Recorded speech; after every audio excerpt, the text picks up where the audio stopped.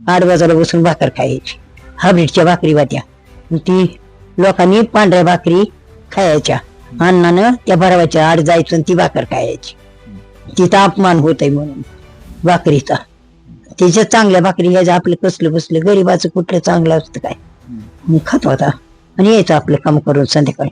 कष्टाची झाली की एवढं बाग लावली, एवढी शेत घेतली, पुन्हा अण्णांनी सगळं उभं केलं की कुणाचं रुपया सुद्धा नाही. त्याचं जे दिल पण ती कुणाचं खात नाही, लबाड बोलत नाही, खपत नाही लोकांचं.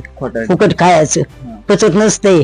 कवा तर फेड येत असते लोकांच खाल्ल्यावर. 2 चिपटी रोजगार होता. जवारी वाढायची ती कामाला जायची माझ्या पिष्टून. मी काकाला घेऊन गावात जायचं वाडा बाहेर. करमत नव्हतं म्हणून तिकडे जायचो पुरीत खेळाय. तिकडे त्या पिपळाकडे जात होती. कांतीला काकाला घेऊन सांभाळायचं. आईच तर जुन्या काळातली बाळातपण कशी होती? दवाखान्यात लेकर व्हायची का घरीच होता होता. कोण नेतं दवाखान्यात? पैसे नको त्याला. दवाखान्यात न्यायला घरीच व्हायचं. मरणाची कामं करायची.